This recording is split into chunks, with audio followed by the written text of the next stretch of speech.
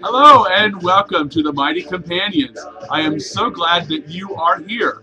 My name is Rev Glen Ganaway, and I'm an integral mentor. You are here to celebrate my passion, or maybe I'm here to celebrate your presence in my life. It's the same thing. I have a passion for A Course in Miracles, and I'd like to share that with you. And I am so grateful that you've chosen to spend an hour with me. We're going to be looking at the second half of Chapter 21.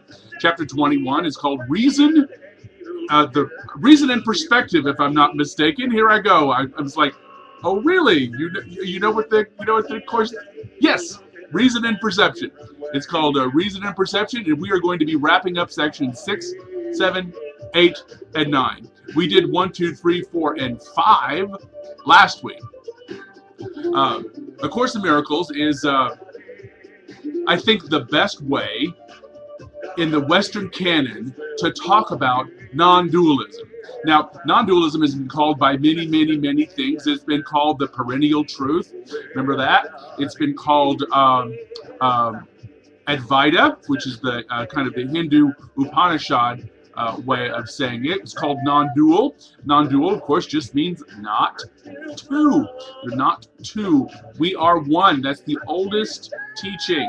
The oldest teaching. And in fact, I was reading in it was a meme on Facebook where they have the golden rule said, like, I don't know, I think like 12 or 15 times in different religions, in Taoism and Jainism and Hinduism and Christianity and Islam. It's said over and over and over again. Well, that comes from, that is a fruit, the golden rule is the fruit of the knowledge that we are all one. Have you thought about that?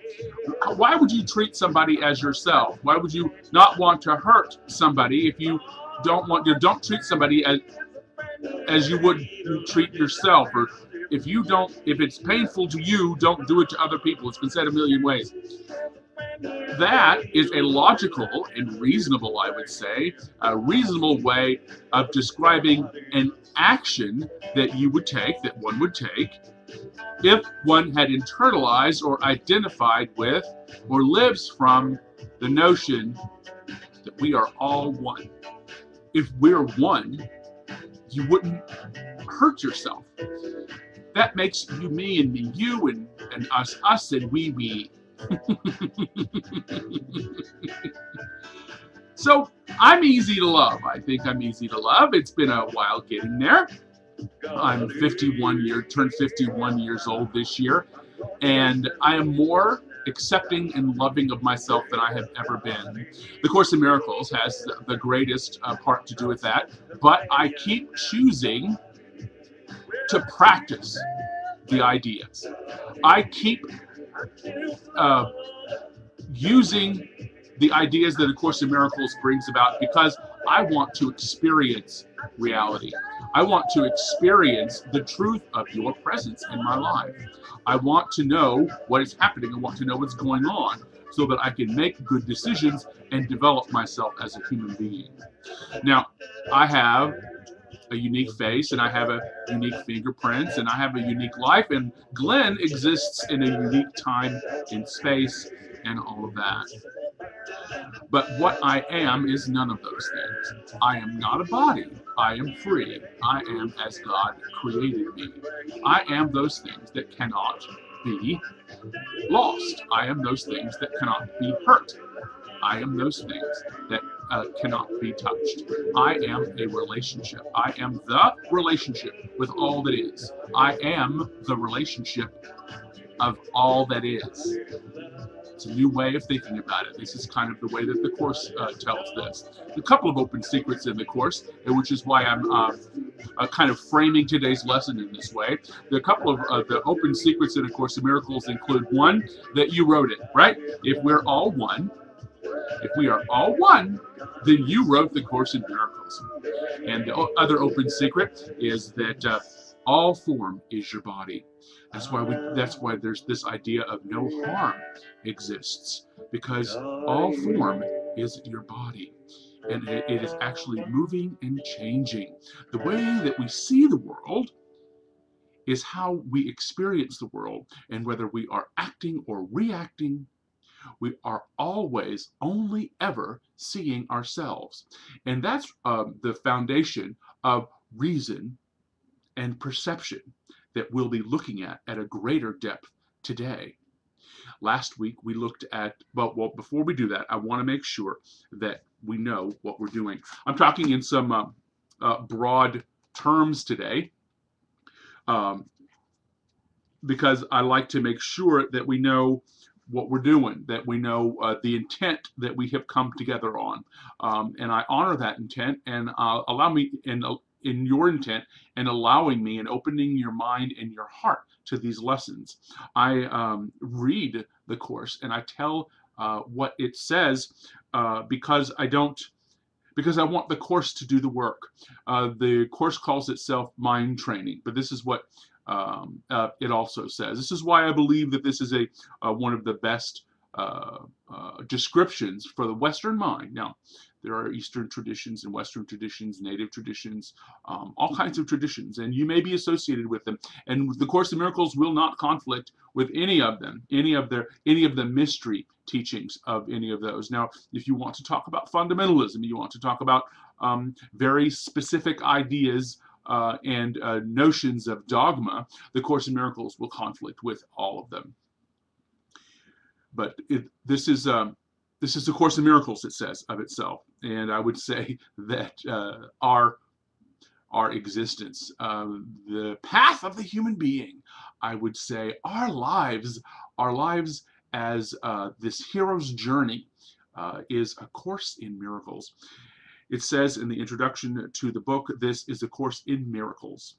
It is a required course. Only the time you take it is voluntary. Free will doesn't mean that you can establish the curriculum. It means only that you can elect what you want to take at a given time. The Course does not aim at teaching the meaning of love, for that is beyond what can be taught. It does aim, however, at removing the blocks to love's awareness. Blocks to love's awareness, which is your natural inheritance. The opposite of love is fear, but what is all-encompassing can have no opposite. This Course can therefore be summed up very simply in this way. Nothing real can be threatened. Nothing unreal exists. Herein lies the peace of God. The peace of God is here. We are able to experience it. We have thoughts in our head. We have skin and a tongue and a nose and ears to help us, to show us, to give us information about the experience of what is. Are we using those things to tell us what is? Or are we using those things, those senses, the Buddhists call them doors of awareness, to frighten us or to prove that the world is a dangerous place? The world is dangerous to bodies, but it's not dangerous to you because you're not a body. You're free. You are as God created you. God is that relationship. It isn't the body. It isn't the feelings. It isn't our opinions or our thoughts. We are none of those things. Those are information systems. Information systems.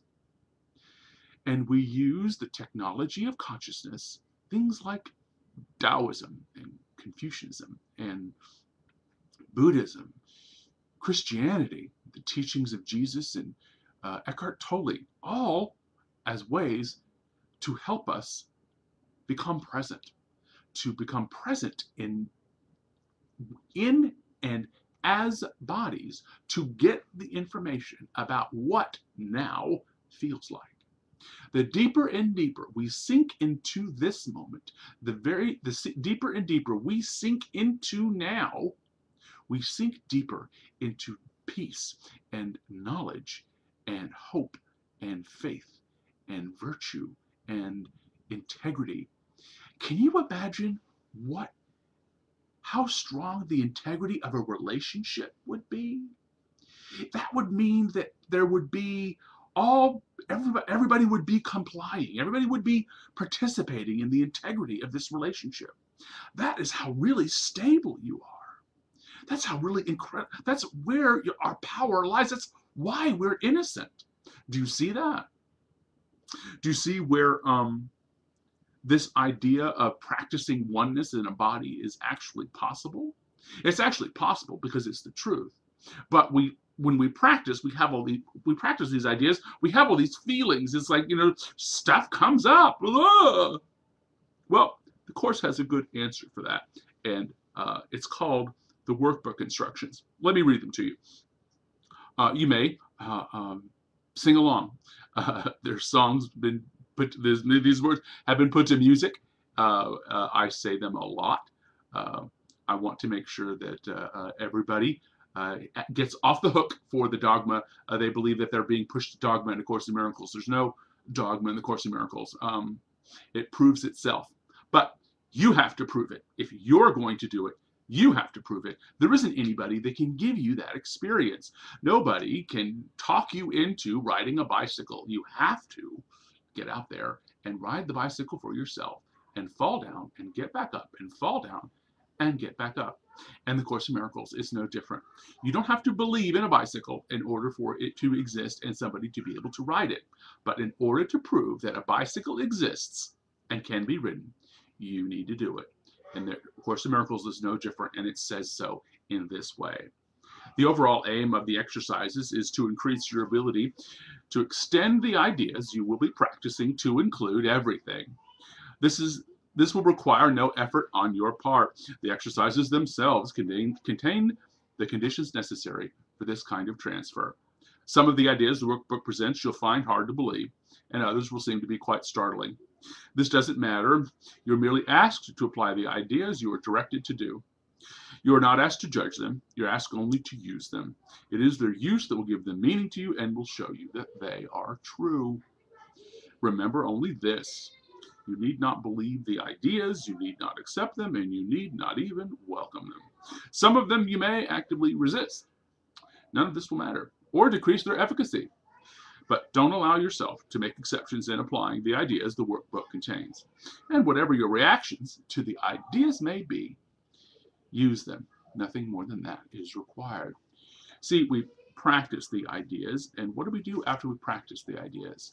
We check into our body. We are present in our bodies as we practice the ideas.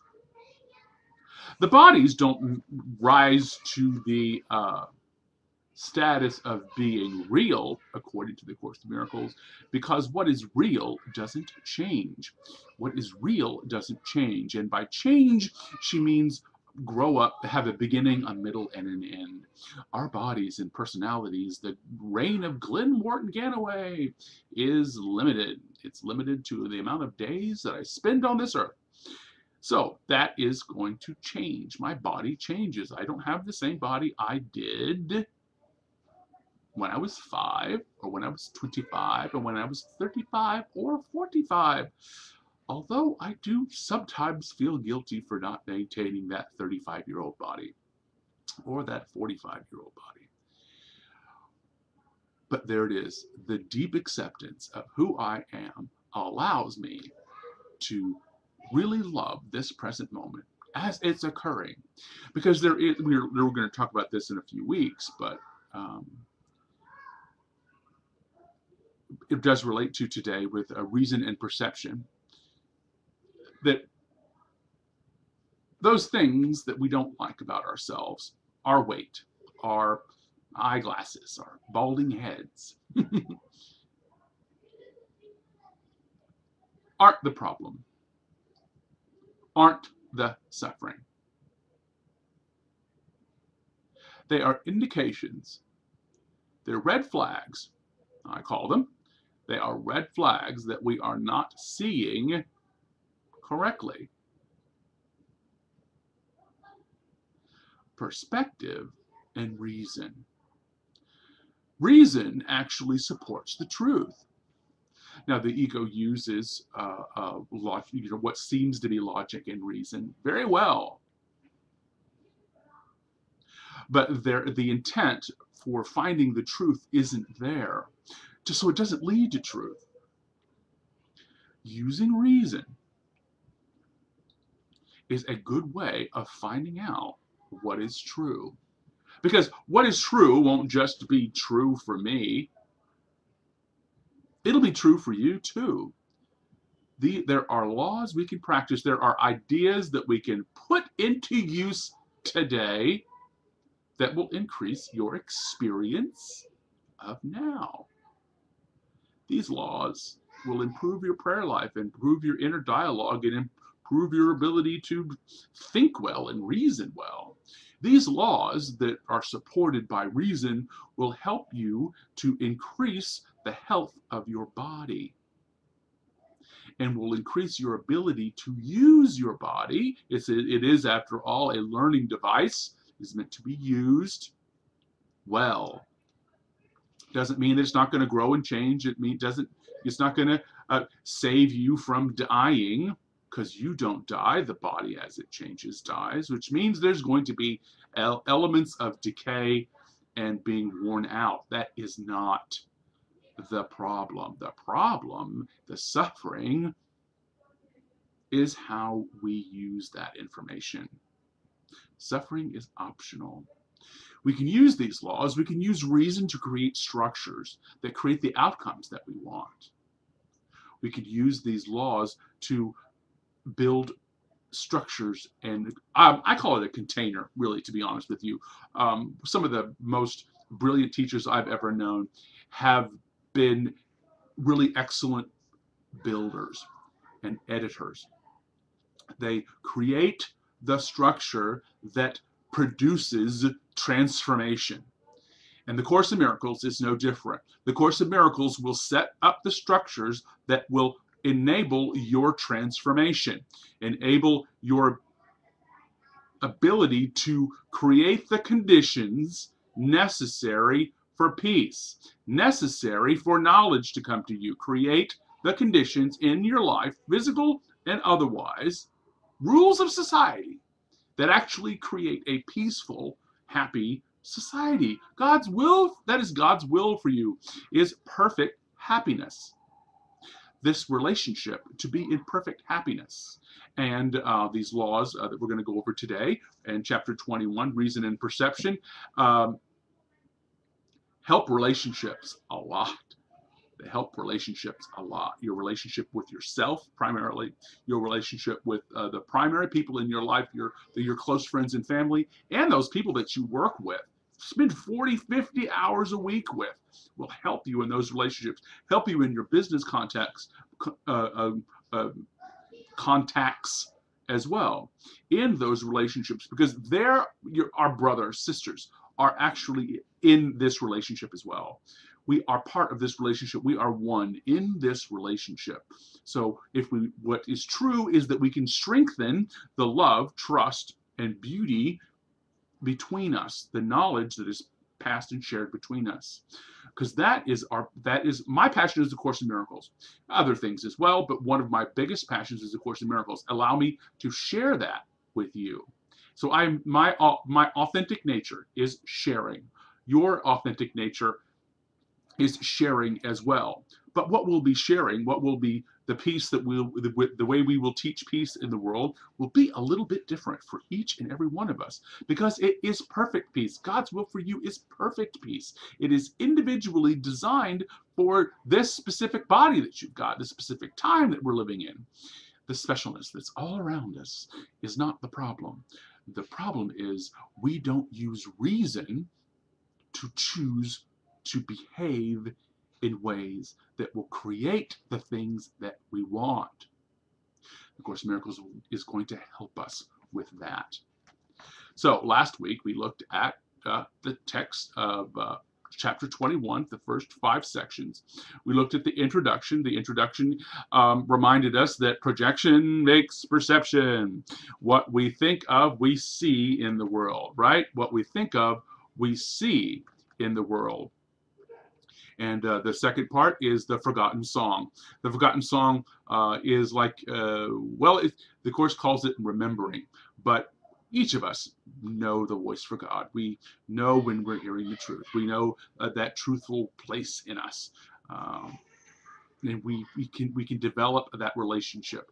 I feel it like something that is actually supporting and animating me. I feel supported. That's how I experience it. And I'm audio clairvoyant, so I hear God's voice in my head. I hear her tell me what's to do certain things, and to come back and to keep checking live stream when it won't come up here in the States for what reason, to go back and check it again, to go back and check it again. Don't leave. So I listen, and each of us has that voice for God inside of us. In fact, as we begin to develop that relationship, we begin to identify as that relationship. But you'll have to use the ideas to find that out for yourself. Not preaching at you. The responsibility for sight. Now we have integrity. We have the integrity of choice. So we get to take as long as we want on this journey. We get to choose whatever we want to do. The only thing that we can't choose is to separate from God, because there's no separation in a relationship. You can't exist outside of a relationship. It's not possible. It's not, existence and experience and everything is not possible without a relationship. So God doesn't allow you not to have a relationship, which is great, because it means there's existence and there's consciousness or awareness or whatever you want to say. Without the notion of unity, without the notion or the idea of oneness, nothing is actually possible. And that's a reasonable way of looking at it. So those things that create holiness, that our experience of holiness, right? We want to experience this holiness of who we are. That requires faith, belief, and vision. The faith that we have enough faith. We just place it in the wrong things. We have enough belief. We just don't believe the right things. We keep trying to prove illusions true. We're going to force that round peg into that square hole, or that square peg into that round hole. We're going to... And we do have vision. We do actually see with more than our bodies, more than our eyes. We hear with more than our ears. We see with more than our eyes. We feel with more than our skin. It's because we're not just bodies. We have bodies that are able to absorb information within a narrow spectrum, but we are not solely those bodies. So, and how do we discover that? How do you discover that? Well, you have to go look within, because this is, if the whole world and everything is projection of our opinions. Actually, the scientists are saying that what the information that's actually out here to be seen, we don't see most of it. Our minds and our eyes and senses actually filter out almost all of the information that's available to us.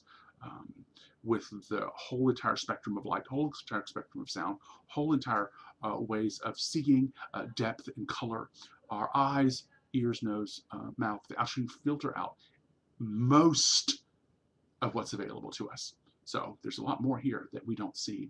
Like Jesus Christ said, it has been told that he has said, like the Buddhists say, it is told that Christ said, heaven is here and you don't see it. I think that's a very literal statement.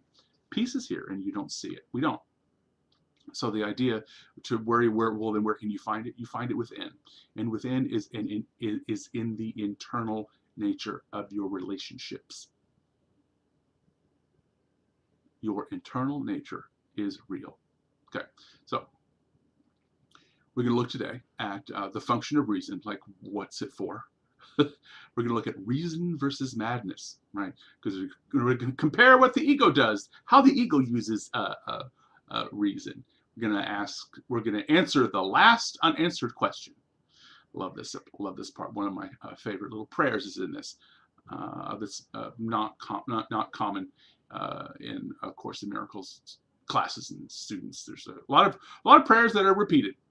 This isn't one of them. It's one of my favorites. But the last unanswered question, and then I'm going to read you a little bit. This beautiful, what I call the altar call.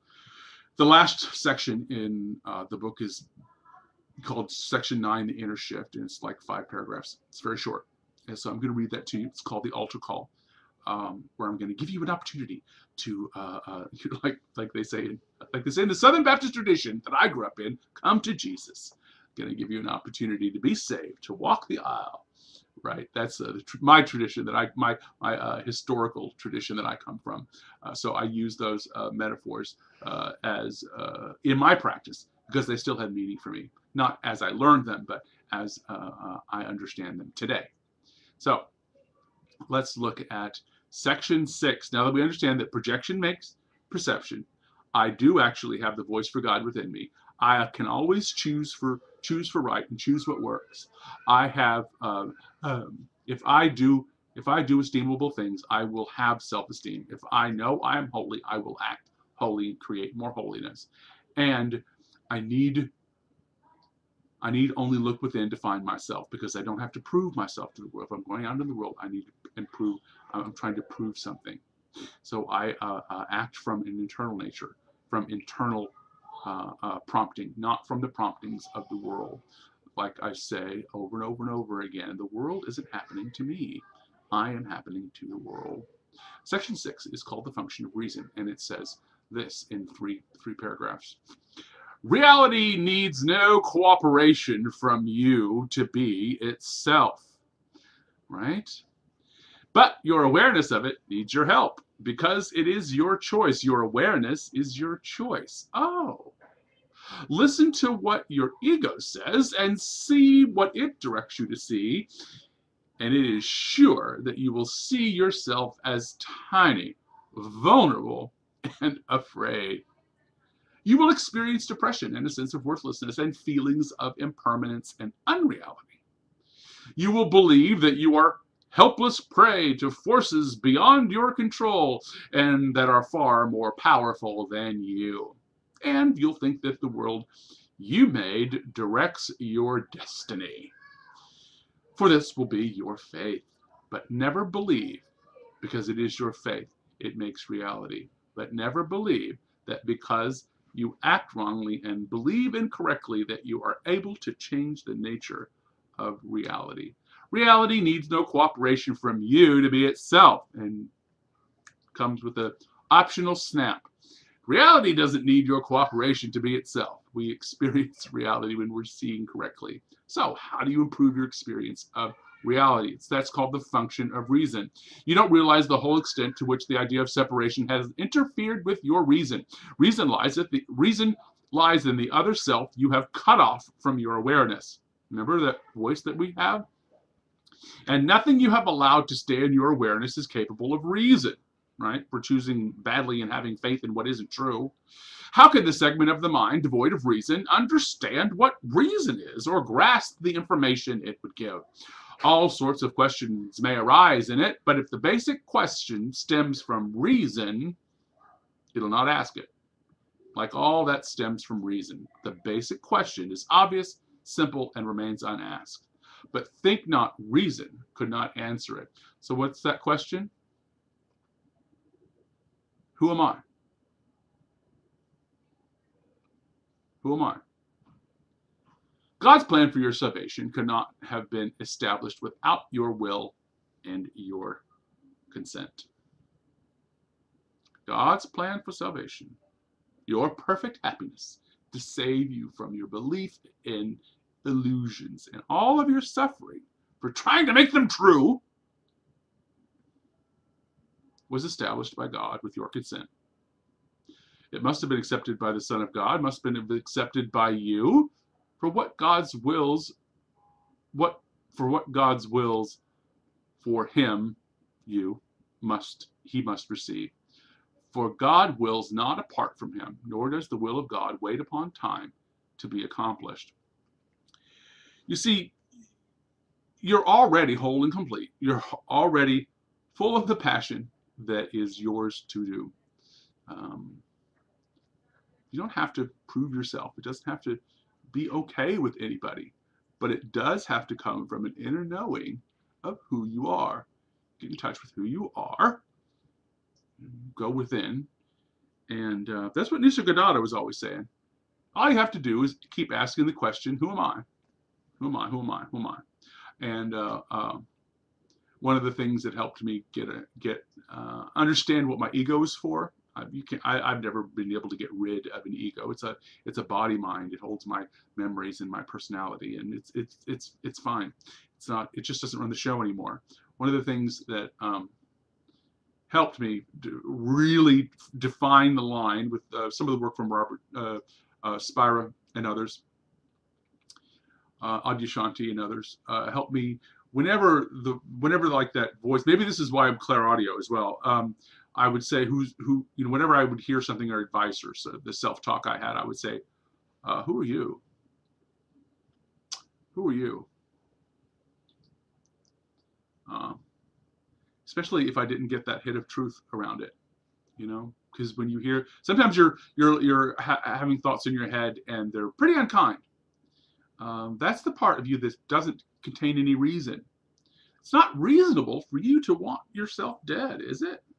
It's not reasonable for that part of you that changes the mind all the time. Somebody says something cruel to you, and then you walk away, and then you think of the perfect comeback. Oh, I should have said that. And I've got this perfect comeback. So the next time you see them, you zing them really good. Well, la da da da da. And you just reduce them to a puddle of crying tears at your feet, and they're begging for your forgiveness. And then that little voice in your head, that little voice in your head says, "You are such a jerk." The voice that was offended and thought up the answer, thought up the quick comeback, and then is now berating you for doing it, thinking that it would bring you peace, is the same. That's the ego, the same capricious. It's not. It doesn't. It's interested. It's not. Doesn't have your interests at heart. It's not your friend. So ask the voice. Who are you?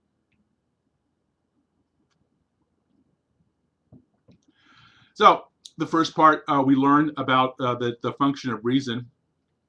The function of reason is to use your mind and your body to test out what you're doing, whether it's actually bringing you the peace, actually your actions are actually performing the function that you want them to do. Have this, I'm working for this great job, I'm dating this beautiful woman. Are they bringing you the peace that they're promising? Are they bringing you the pleasure, the comfort that they're promising? Use reason to pull those things apart in your head. Okay.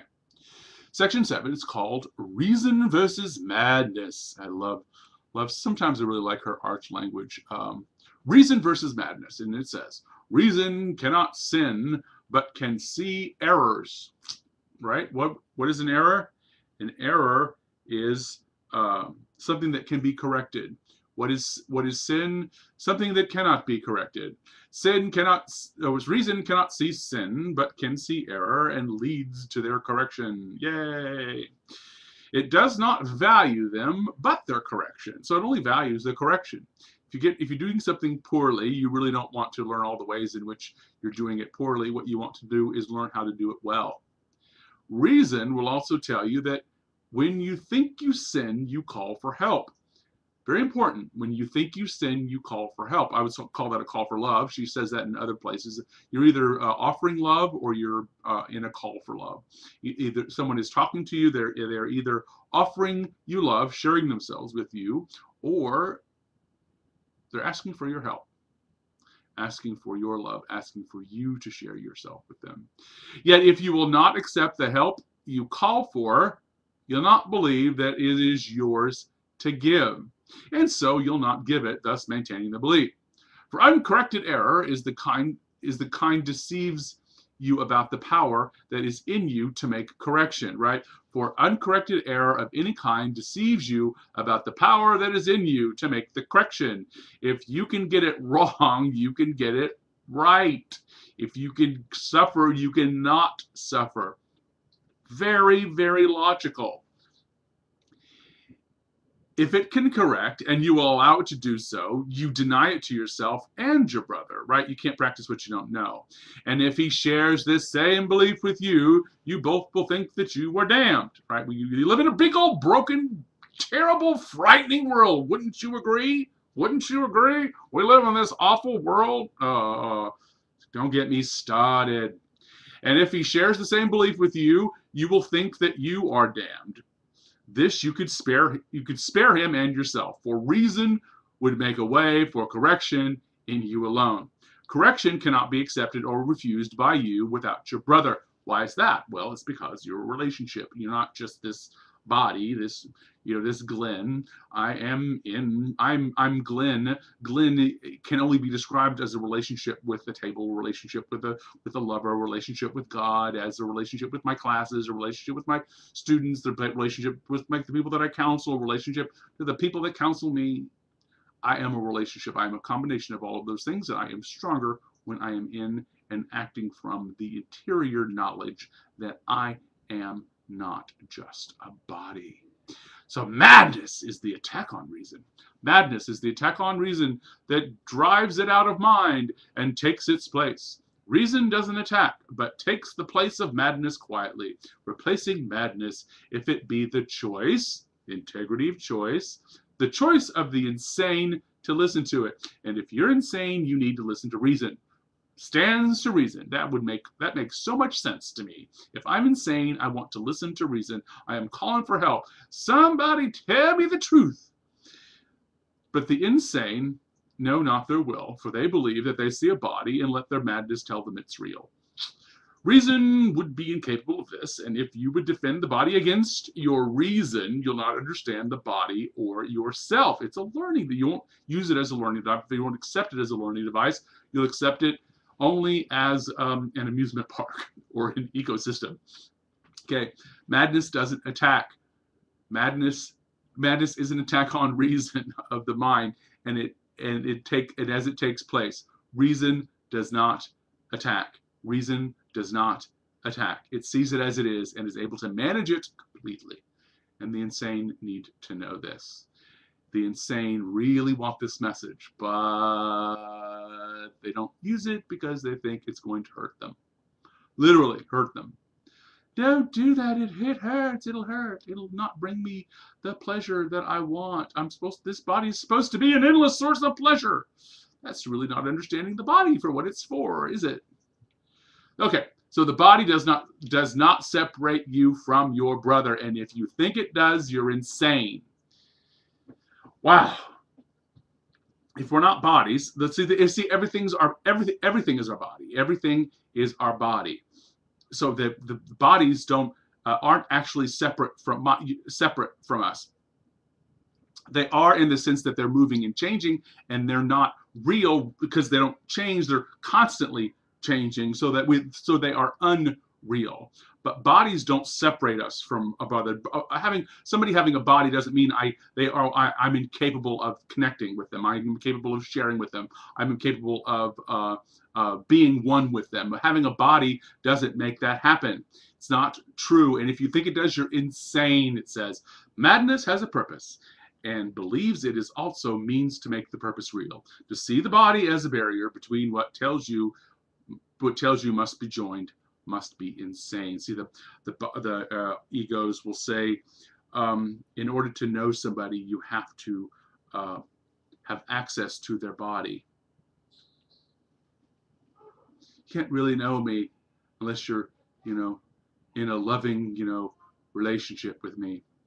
I'm really glad that's not true, because I want lots and lots and lots of friends, and I don't really want a lot of intimate partners, and I don't want to have to have an intimate relationship, a bodily intimate relationship, in order to in order to understand anybody. That makes no sense. But it does make sense if your goal is a constant stream of promise of pleasure and promise of influence and power over another's body certainly makes a lot of sense. Certainly. Absolutely. Not tons and tons of sense if your intent is to reinforce the idea that you're a body and that too bad. So here we are. We are in section chapter 21, talking about reason and perception. A lot of stuff about bodies, and you need a body in order to sin, right? In order to really break something and make it forever, not able to be corrected. You have to have a body. Those things, like if you're getting a car accident, they have to amputate your foot. That's rather permanent. Your foot doesn't grow back. You can't go back in time or put your mangled up foot back on to your body. That's like oh yeah, my foot's gone. What do you mean? That was but we can learn those things can be corrected.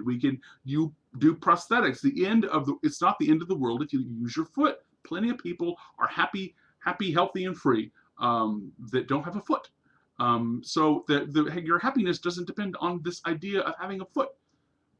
Do you see where we're going here? The idea that the difference between error and correction,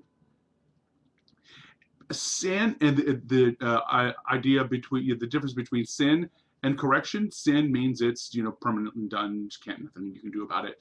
And a correction means that the healing is available. But we have to believe those ideas. Okay, projection makes perception. We're either looking at like half full, half empty, or like another one that goes, it's refillable. half full, half empty. It's refillable.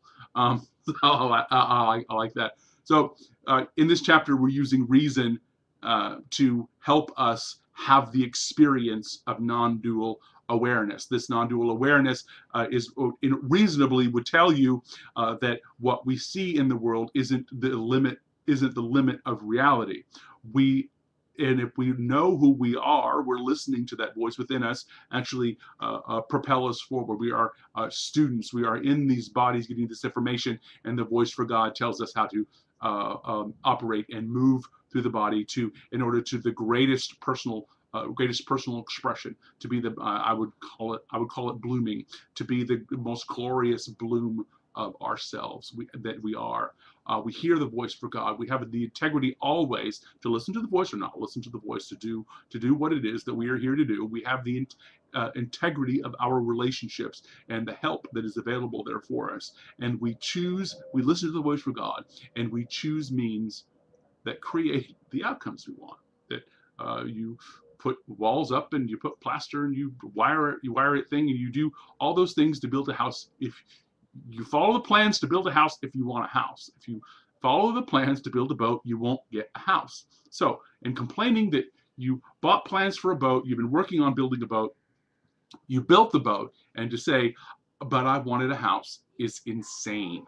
Okay, and that would be listening to your ego, because it promises results that it does not deliver. And reason will tell you that when but you can test the voice for God in your head with the scientific method. It said, is this actually doing what I want it to do? You step back and say, do I have a boat or do I have a house? You don't double down. You always are using the tools at our availability. All of the available tools. Abraham says all the cooperative components. So we look at and examine all the cooperative components and see where they're going, and see where in the moment we are going. What is happening to us? What are we looking at? Can you describe reality well? And if you can describe reality well, you will be using your functions of reason. You'll be able to say, I'm here, I have these things, I don't have these things, I want to experience this, I need to learn how to do this, I'm hungry and angry, lonely, tired, happy, joyous, free, at peace. you'll be able to describe and use reason and be able to actually describe where you are.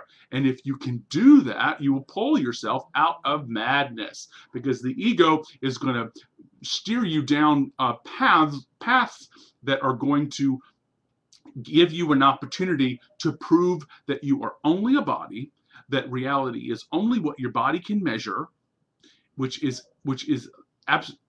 absolutely insane to think that you can examine a paradigm inside the paradigm. If that's not even logical, that's not reasonable to look at. You're not using your reason to look at it. Here we are using reason to be able to recognize our choices for insanity. Reason is actually going to lead you to the truth. Reason is actually going to lead you here to now, which is why philosophy and sociology and science and physics and math are paths to God, are paths to heaven, are paths to this present moment. Because reason leads you to truth. It doesn't lead you to false. You will be able to recognize what's false. We recognize what's insane in others and in yourself. Quicker and quicker and quicker and quicker and quicker and quicker and quicker. But we have to continually ask a question in order to get there. It's the question that math asks. It's the question that science asks. It's the question that language is for to deliver. It is the question that is always on our mind. And we're always making those choices for insanity or madness through this answering this question. Section 8 is called The Last Unanswered Question. Can't wait to get to this prayer. The last unanswered question. So, give you a minute to get a pen out, because this is really good. So I'm going to, it says, do you not see that all your misery comes from the strange belief that you're powerless? Being helpless is the cost of sin. Things you can't correct, right? Sin is like something that's a broken plate that won't go back together. And you're helpless now. And you're now, because the plate's broken, it's proof that you're helpless, because you can't put the plate back together again. That's not even logical. Okay. Trying to get you to understand this mindset, trying to get you to join me here. It says, you don't know that all your misery comes from the strange belief that you're powerless, but I can't put the plate back together. Being helpless is the cost of sin. Helplessness is sin's condition. The one requirement that it demands is to be believed. See, it doesn't even ask you to believe it's true. The one requirement that it demands is to be believed, and only the helpless could believe in it. Enormity has no appeal save to the little. And only those who first believe that they are little could still see attraction there.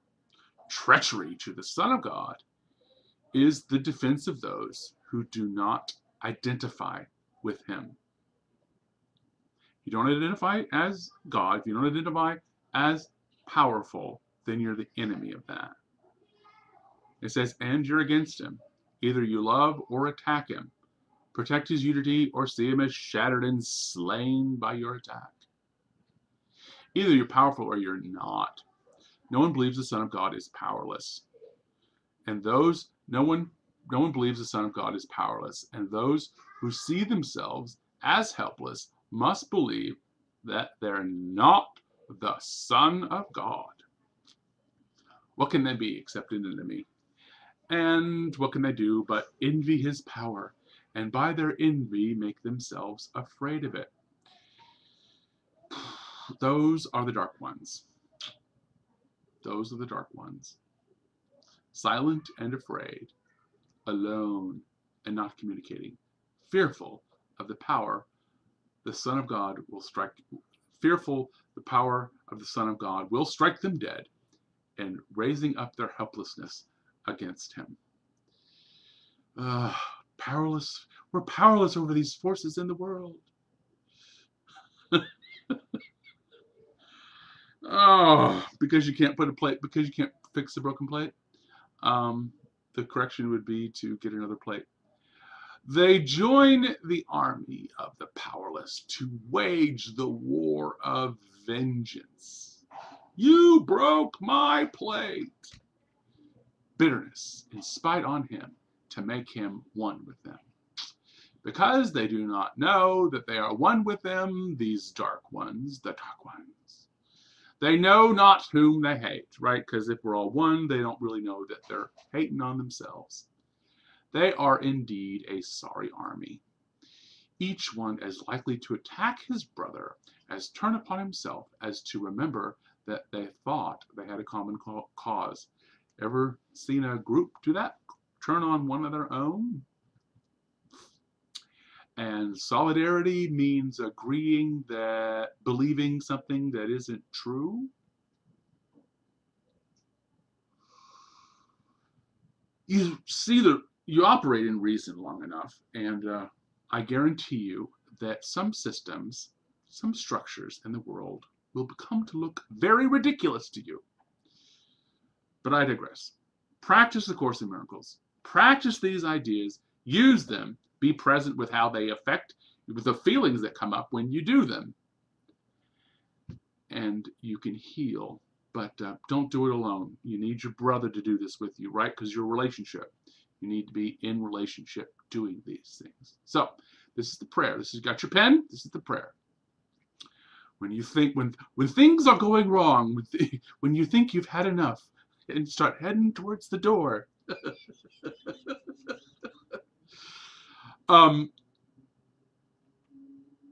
Ask yourself this. Put this on your refrigerator or your kitchen mirror. Do I desire a world I rule instead of one that rules me? Do I desire a world I rule instead of one that rules me? Do I desire a world where I am powerful instead of helpless? Do I desire a world where I am powerful instead of helpless? Those are good questions. Do I desire a world in which I have no enemies and cannot sin? No enemies. Can't sin. Do I desire a world where I have no enemies and cannot sin?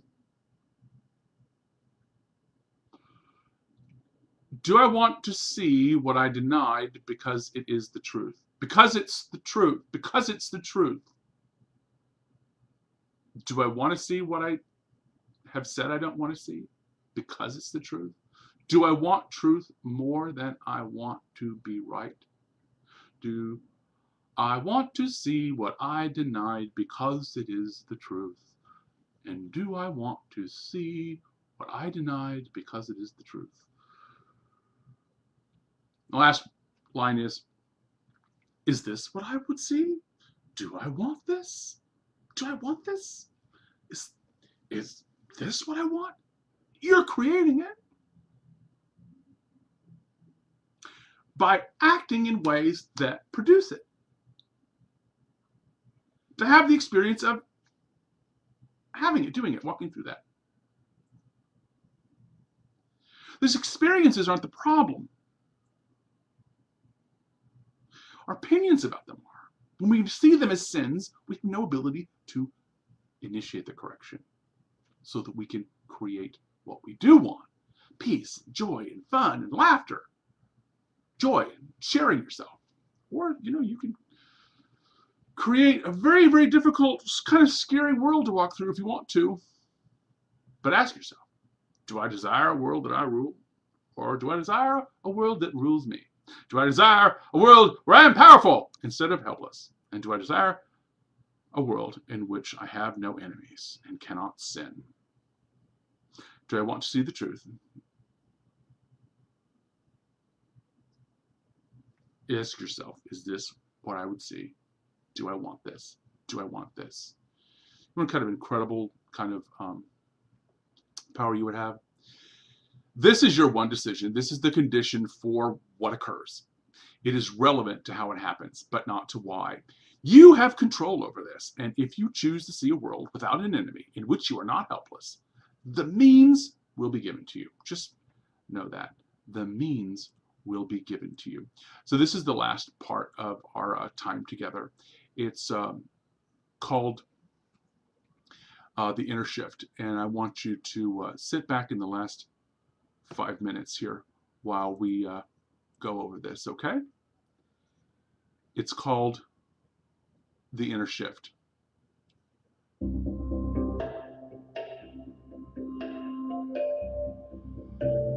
Are thoughts then dangerous to bodies? Yes. The thoughts that seem to kill are those that teach the thinker that he can be killed. And so he dies because of what he learned. He goes on from life to life to death. The final proof he valued the inconsistent more than the consistent. Surely he thought he wanted happiness, yet he did not desire it because it was the truth, and therefore must be constant.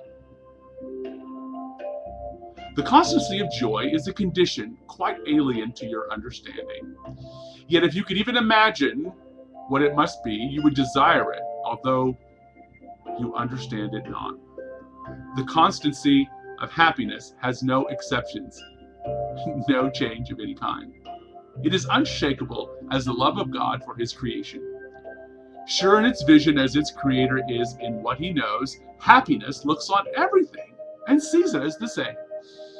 It sees not the ephemeral, for it desires everything to be like itself, sees it so. Nothing has power to confound its constancy, because its own desire cannot be shaken. It comes as surely to those who see the final question as necessary to the rest, as peace must come to those who choose to heal and not to judge. Reason will tell you that you cannot ask for happiness inconstantly. For if what you desire you receive, and happiness is constant, then you need only ask for it once to have it always. And if you don't have it always, being what it is, you didn't ask for it. For no one fails to ask for his desire of something he believes hold out some promise of giving it. He may be wrong in what he asks, where and of what. Yet he'll ask because desire is a request, and asking for, and made by one whom God himself will never fail to answer. God has already given all that he really wants, yet he is uncertain of what he is uncertain of. God cannot give, for he does not desire it while he remains uncertain, and God's giving must be incomplete unless it is received. You who complete God's will and are his happiness, whose will is powerful as his, as power is not lost in your illusions, think carefully why you have not decided how you would answer the final question. Your answer to these questions, your answer to the others, has made it possible for you to already be partly sane. And yet, it is the final one that really asks you if you're willing to be wholly sane. What is the holy instant?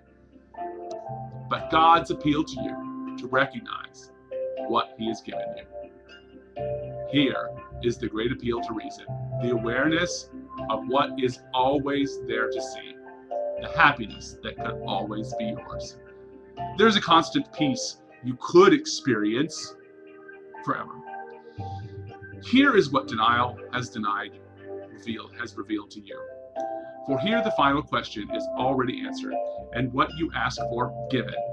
Here's the future now, for time is powerless because of your desire for what will never change. For you have asked that nothing stand between the holiness of your relationship and your awareness of its holiness. Nothing stands between the holiness of my relationship and my awareness of its holiness. I am Rev Glen Morton Ganaway.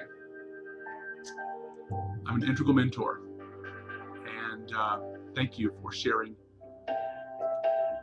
letting me share my passion with you. Shoot me an email, gmganaway@gmail.com. Go to my website, glenganaway.com. Listen to some podcasts. I am half of the Mighty Companions with the lovely Rev.Yolanda at yolanda.net. And you've just spent an hour looking at chapter 21 of A Course in Miracles. We love you and so glad you are here.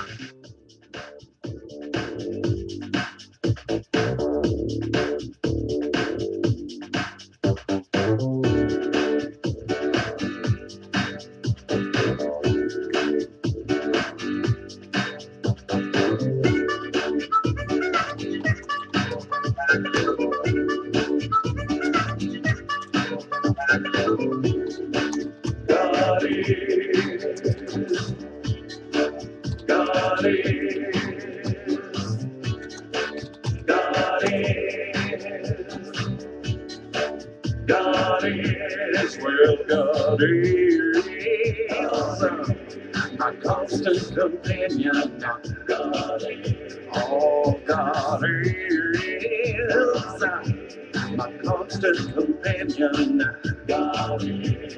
Well, today is a brand new day to look at life in a different way. Oh, today is a brand new day to look at life in a different way. God is. Because God is.